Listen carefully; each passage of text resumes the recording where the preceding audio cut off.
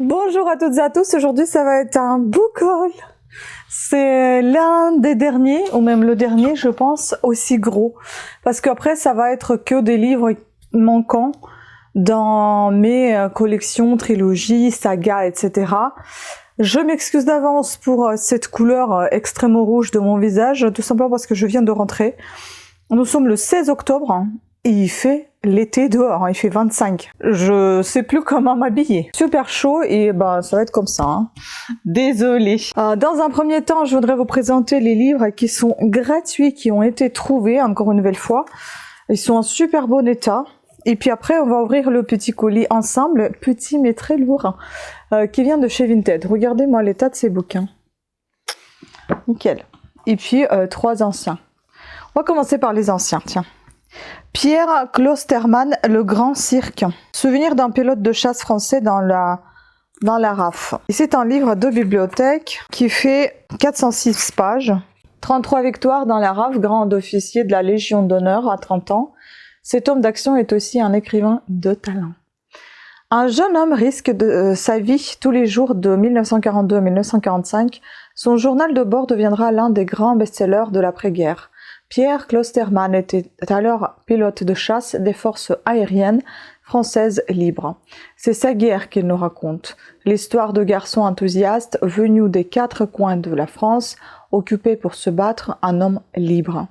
Entraînement, briefing, et c'est le premier combat. La peur qui noue les tripes, l'excitation, Spitfire, comme Focke-Wulfs, tonneau piqué, puis le premier tableau de chasse, le premier ami abattu sous vos yeux. Ballet mortel et féerique de ce grand cirque, beaucoup ne reviendront pas. Aventure humaine et prodigieuse épopée, cette histoire vécue est plus passionnante qu'un roman. J'adore les journaux intimes, les journaux tout court, j'adore. Donc voilà. Ensuite, on a trouvé donc ces 2 livres-là. Judith Krantz, Scrupule. J'espère qu'il n'y a pas la suite et qu'il n'y en a que 2. Je ne sais pas combien il y en a en tout. Il y en a que 2, je pense. Mais après, il y a aussi Princesse Daisy 1 et 2. Est-ce que ça fait suite de la Princesse Daisy? Ça, je ne sais pas. Bon, on va découvrir tout ça ensemble. Voici l'actrice Judith Krantz. L'autrice, pardon. On est à peu près à 310 pages à chaque fois. Ou 300. Donc ici, le 1.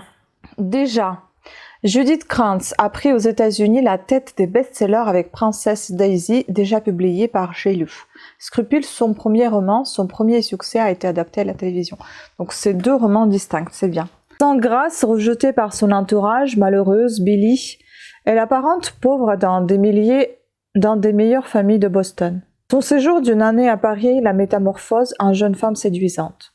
De retour à New York, elle savoure sa nouvelle vie avec avidité jusqu'à son mariage avec le milliardaire Ellis Eichhorn. Jouissant du pouvoir illimité que donnent l'argent et la beauté, Billy crée à Beverly Hills une boutique de luxe, Scrupule, où se côtoient les célébrités du monde du cinéma, de la haute finance et de la mode. La petite paria, mal aimée de Boston, prend enfin sa revanche. Pour lecteurs avertis. Écoutez, ça peut être sympa. Et donc le 2, en grâce, rejetée par son entourage, malheureuse cet état, on a tous à la même chose. Ah on a la même chose en fait. Bon, écoutez, c'est le même résumé. Et puis, les livres comme ceci, un peu plus récents, ça donne trop envie celui-là. Père Elia, une apocalypse, de Michael D. O'Brien. Aux éditions Salvateur, poche thriller religieux. Nous sommes ici à plus de 500 pages, on n'est pas très loin de 600 pages. Traduit de l'anglais par Karine Rabier. Père, un petit extrait, dit le pape, vous vous demandez pourquoi nous vous avons fait venir ici à Rome dans des circonstances si inhabituelles? Oui, Saint-Père, l'affaire qui nous échoit ne concerne que très superficiellement l'archéologie. C'est un sujet des plus délicats. Je vous demande de garder les choses dont nous allons parler dans la plus grande confidentialité. Et donc c'est un thriller par un vrai spécialiste du Vatican. Et voici donc le résumé. Père Elia est le récit d'un moine carme, ancien homme politique israélien et rescapé de la Shoah, appelé par le pape à une mission particulièrement périlleuse. Sorti de son monastère du mont Carmel, le père Elia se retrouve dans un tourbillon où se croisent les forces les plus ténébreuses. À qui pourrait-il faire confiance et comment pourrait-il accomplir sa mission? L'épreuve à laquelle il est soumis prend au fil des pages une dimension politique et spirituelle des plus complexes et des plus passionnantes. Miroir du monde contemporain et aventure palpitante, Père Elia donne une profondeur nouvelle au thriller du genre. Un récit d'exception écrit par un expert des âmes et un orfèvre des complots. Oh, ça j'aime bien les complots, moi. C'est pas pour rien que j'aime beaucoup Raven et Giacometti Raven. Et on a le roman de Douglas Kennedy. Certains de ces sujets, je n'aime pas. Je vous avoue que j'en ai lu qu'un ou deux livres de lui. C'était un livre avec un kangourou dessus, je ne me rappelle pas comment il s'appelait, mais celui-là, bon, il était page turner. On voulait absolument savoir, connaître la fin, mais c'est vrai que le sujet était pas terrible pour moi en tout cas. Mais c'était très très bien écrit. Donc la poursuite du bonheur. C'est pour ça que je me suis dit, je tenterai volontiers ce bout. Ici, nous sommes chez qui? Oh, c'est France Loisirs, tiens. Le livre est en super bon état, et on est ici à 686 pages. Un tout petit résumé. Même pas, c'est pas un résumé, c'est un tout petit avis de Stéphane Hoffman de Madame Figaro. Douglas Kennedy s'est surpassé, d'autant plus que les rebondissements sentimentaux sont doublés d'une peinture des ravages, du macartisme sur les existences d'êtres sensibles qui ne cherchent que le bonheur. Tout est réuni pour vous faire passer quelques heures d'émotions fortes. Voilà. Et puis on va ouvrir donc mon colis. Il n'est pas très gros, mais il est assez lourd. Je ne sais pas pourquoi ils ont collé une étiquette dessus. Est-ce que... Ah, peut-être qu'elle se scannait mal.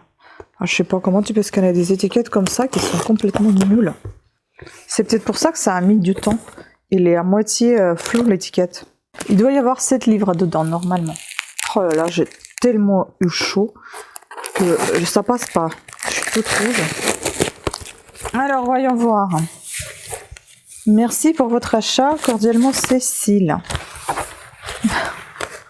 Le sac... Alors, bon ça va, il a plutôt bien emballé. Et ici, j'ai acheté du Benzoni. Juliette Benzoni, il y en a pas mal. Bon, en fait, c'est un colis de Julienne Benzoni pour compléter mes sagas de Régine Desforges et Pearl Buck. On va commencer par Pearl Buck parce que c'est le seul. Et Desforges aussi, c'est le seul, mais enfin bon. Vent d'Est, vent d'Ouest. Est-ce que ça fait partie de la saga que j'ai déjà? Je n'en sais rien, mais j'avais envie de le prendre. Je l'ai pris.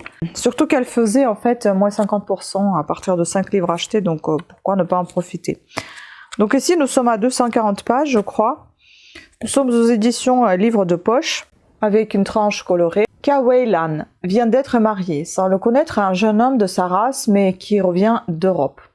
Ce Chinois n'est plus un Chinois, il a oublié la loi des ancêtres et il ne reconnaît ne respecte ni les coutumes ni les rites. Le frère de Kawei Lan, qui vient de passer 3 ans en Amérique, l'héritier mâle, dépositaire du nom et des vertus de la race, annonce son mariage avec une étrangère et revient avec elle. À travers les réactions des membres de cette famille de haute condition où l'attachement aux traditions, le culte des ancêtres, l'autorité du père et de la mère n'avait encore subi aucune atteinte, la grande romancière Pearl Buck nous fait vivre intensément le conflit, souvent dramatique, entre la jeune et la vieille Chine. Je ne crois pas que ça fasse partie de l'autre saga. J'ai vraiment un gros doute. Alors c'est marqué, en 1923 paraît son premier roman inspiré par la Chine, Vent d'Est, Vent d'Ouest.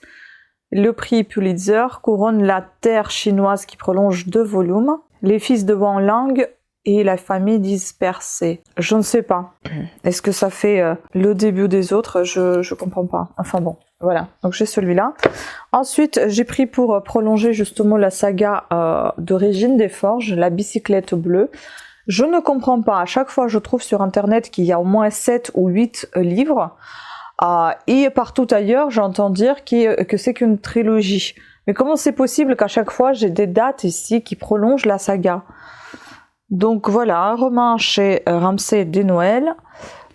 Écoutez, je vais la prendre comme la suite. Ce livre, je vais le prendre comme la suite de la saga Bicyclette bleue de toute façon. Et donc nous sommes ici à.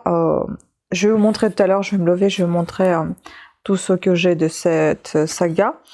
On est ici à 372 pages et je préfère ces gros livres comme ça, au format brochet, tout simplement parce que la saga était commencée comme ça, mais j'en ai des petits poches, enfin bon, c'est pas très grave. Donc là, on a Noir Tango 1945-1947. J'ai des années inférieures et supérieures. Novembre 45. À Nuremberg, dans l'Allemagne vaincue, les Alliés jugent les anciens criminels nazis. Léa Delmas, envoyée par la Croix-Rouge, y retrouve François Tavernier, qu'elle a revu quelques mois plus tôt dans un Montillac en pleine reconstruction. Léa, ébranlée par les atrocités de la guerre, s'effondre lorsque Sarah Nullstein lui raconte l'horreur de son calvaire dans le camp de Ravensbrück. Les souffrances et les humiliations ont fait de cette femme sensible un être habité par la haine et le désir de vengeance. Sarah convainc François Tavernier d'épouser sa cause et de rejoindre le réseau de vengeurs qu'elle a constitué. Leur mission est simple, traquer et exécuter les nazis partout où ils se trouvent. Cette chasse les conduit en Argentine où les milieux péronistes facilitent l'insertion des criminels de guerre dans la société.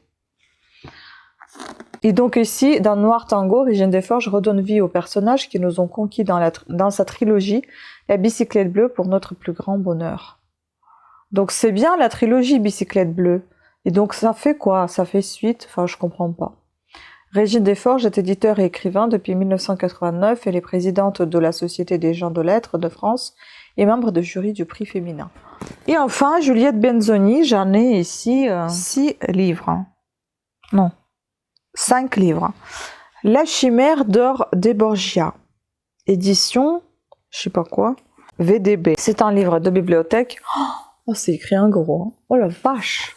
Ah oui, ça va aller vite, je pense. Et donc ici, ça m'avait l'air vraiment très sympa. Je ne sais pas si ça fait partie d'une des sagas ou d'une trilogie. Voilà, donc ici, tandis que le Titanic est en train de sombrer et que la panique règne à bord, une belle jeune fille assassine pour voler ses bijoux avec une audace incroyable une richissime passagère, la marquise d'Anguissola, née Belmont. Une femme de chambre, Hélène Adler, l'a vue sortir avec son butin mais ne parvient pas à la retrouver.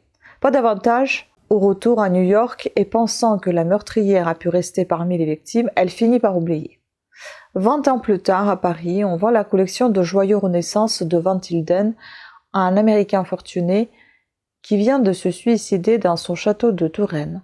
Aldo Morosini a amené à cette vente un pittoresque client texan, fabuleusement riche, amoureux de Lucrezia Torelli, une cantatrice qui prétend descendre des Borgia et veut qu'on lui retrouve la chimère d'or de César qu'on a peu de chance de voir reparaître parce qu'elle appartenait à la marquise d'Anguissola et doit reposer quelque part au fond de l'Atlantique. Or, la vente est interrompue à la demande de John Auguste Belmont. Elle propose 2 des joyaux de Madame d'Anguissola, sa tante, et la chimère aurait dû y être. Le lendemain, Hélène Adler, devenue la femme de chambre de Pauline Belmont, et qui sur un journal a reconnu la meurtrière, est laissée pour morte.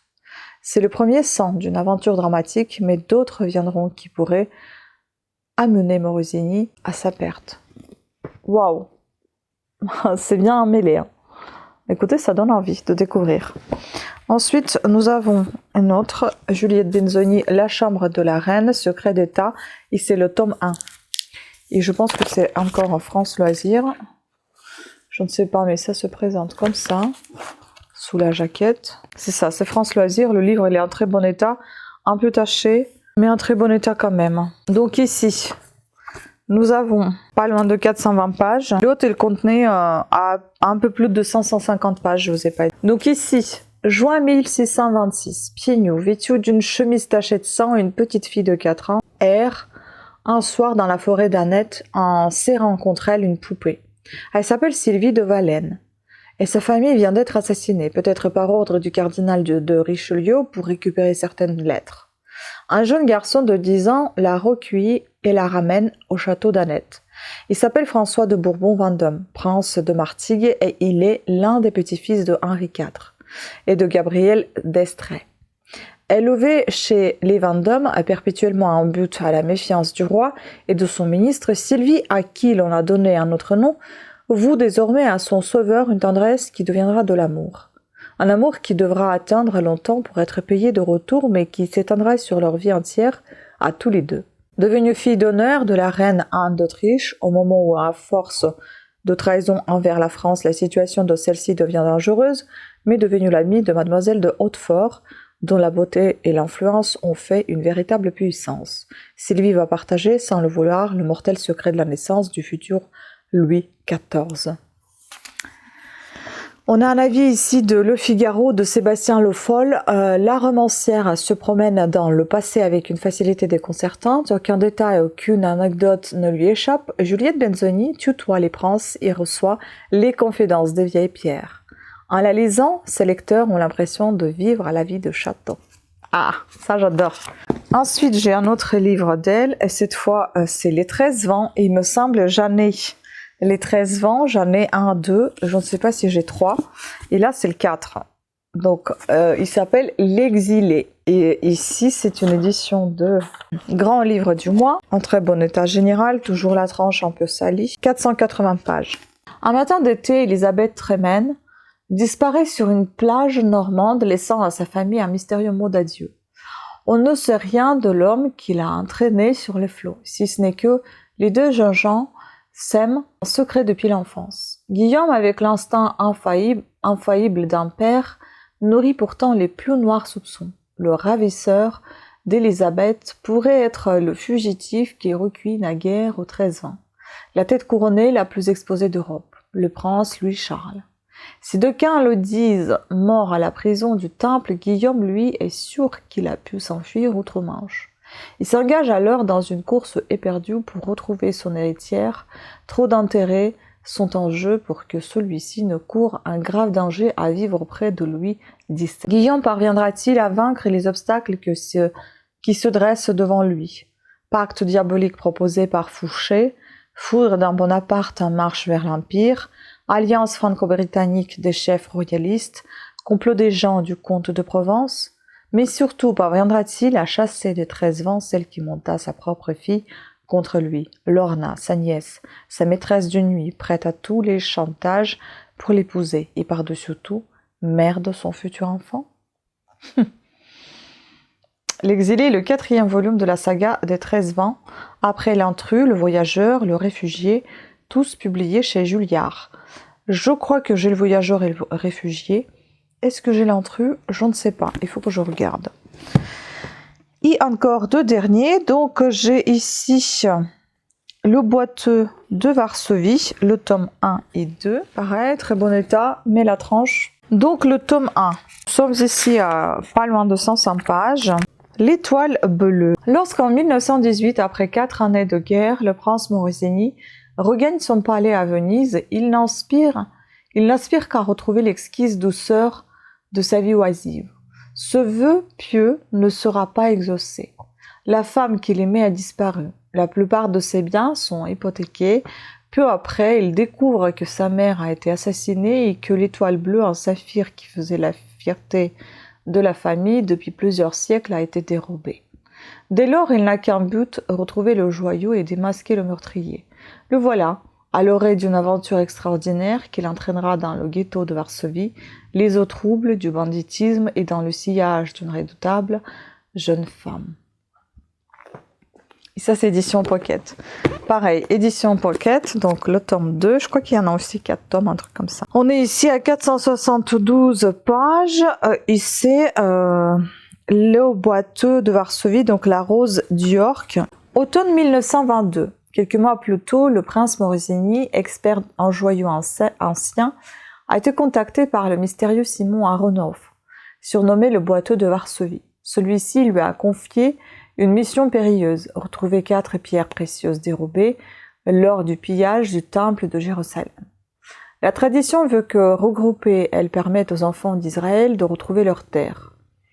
Après avoir découvert l'étoile bleue, le prince embarque pour l'Angleterre où serait la rose d'York, un fabuleux diamant dont la trace s'est perdue depuis plusieurs siècles. Commence alors une course folle semée d'embûches. Des ruelles sordides de l'État End au somptueux manoir de l'aristocratie, ils sont nombreux à convoiter la pierre précieuse et ses adversaires sont prêts à tout pour contrer les projets du boiteux. C'est vraiment très sympa, très intéressant, très historique, très envoûtants. Et ce qu'on dit ici, les séries La Florentine, Les 13 Vents, Le Boiteux de Varsovie. Donc on a la première série, c'est La Florentine. Il me semble que j'ai quelques livres. Si c'est une saga, je ne sais pas. Les 13 Vents, voilà. Le Boiteux de Varsovie, Secret d'État. Outre la série de Catherine et La Florentine, le Gerfaut et Marianne ont fait l'objet d'une adaptation télévisuelle. J'ai Marianne, je n'ai pas de Gerfaut ni Catherine. Bon, écoutez, je vais vous montrer. Ah oui, regardez, ici on a tout ce qu'il faut. Les 13 Vents, donc je vous ai dit, le Boiteux de Varsovie, il y a l'étoile bleue, le rose d'York, le pâle de Sicile, le rubis de Jeanne la Folle. Il y a 4 tomes en tout. J'aime bien quand c'est marqué comme ça, quand on a une petite bibliographie, comme ça on sait quel livre existe, dans quelle saga, à quelle saga appartient-il. Bon, je vais vous présenter les livres, comme je vous ai dit, de Régine Desforges, on y va. Alors, pour moi, donc, La bicyclette bleue, ils disent que c'est une trilogie, mais c'est quoi la suite, du coup? Donc, j'ai ça, La bicyclette bleue, et donc là, c'est le premier tome. Ici, nous sommes dans les années 39-42. Ensuite, j'ai La bicyclette bleue, tome 2. Ici, nous sommes en 42-44. Et puis donc, c'est quoi? C'est quoi la trilogie de Bicyclette bleue? Est-ce que c'est ça, du coup? Noir Tango, c'est 45-47, mais on a perdu une année. Non, ça suit. Non, ça suit. Et donc, ensuite, moi, j'ai... Ah non, j'ai ça, en fait, pardon. C'est ça, le tome 3. 44-45, vous voyez, c'est un petit, c'est un poche. Bicyclette bleue, voilà, le diable en rit encore. Donc là, c'est la trilogie, là. Et après, du coup, j'ai 45-47 Noir Tango. Ensuite, j'ai 47-49 Rue de la Soie. Et puis, j'ai 50-54 La Dernière Colline. Je ne sais pas si ça fait toujours suite de ça ou il y a encore entre les deux. Et j'ai 55-59 Cuba Libre. Bon, c'est dommage, j'ai que 2 poches parmi tous ces gros livres, mais bon, c'est pas très grave. Et en fait, il me semble que j'en ai vu 7. Donc là, je suis je suis à 7. Peut-être que j'ai tout au final maintenant. Bon, écoutez, là, je suis quand même satisfaite que j'ai à peu près ce qu'il me faut pour terminer cette saga, déjà pour la recommencer. Voilà. Bah écoutez, j'espère que vous avez apprécié cette longue vidéo. Pensez à vous abonner et activer la petite cloche de notification afin d'être averti de nouvelles sorties de vidéos. Je vous embrasse et je vous dis à très bientôt. Ciao!